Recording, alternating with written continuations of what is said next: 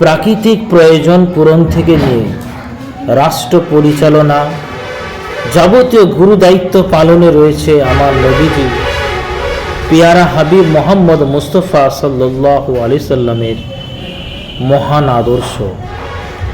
যারা এই আদর্শ ধারণ করবে, নিজের জীবনে ও কাজে কর্মে বাস্তবায়ন করবে, তারাই হবে আদর্শবান, তারাই হবে সোনার মানুষ। পরের প্রজন্মের জন্য তারা হবে আদর্শ পূর্বসূরি। এই প্রসঙ্গে রাসূলুল্লাহ সাল্লাল্লাহু আলাইহি সাল্লাম ইরশাদ করেন, নিশ্চয়ই বনী ইসরাইল ৭২টি দলে বিভক্ত হয়েছিল, আর আমার উম্মত বিভক্ত হবে ৭৩টি দলে, তাদের একটি ছাড়া সবগুলোই হবে জাহান্নামী। সাহাবায়ে কেরাম আরজ করলেন, ইয়া রাসূলুল্লাহি সাল্লাল্লাহু আলাইহি সাল্লাম, সে দল কোনটি?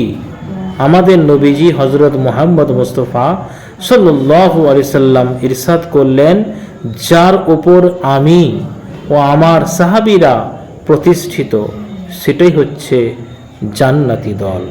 হযরতে আব্দুল্লাহ ইবনে উমর রাদিয়াল্লাহু তাআলা আনহু এর সূত্রে ইমাম তিরমিজি এই হাদিসটি বর্ণনা করেছেন।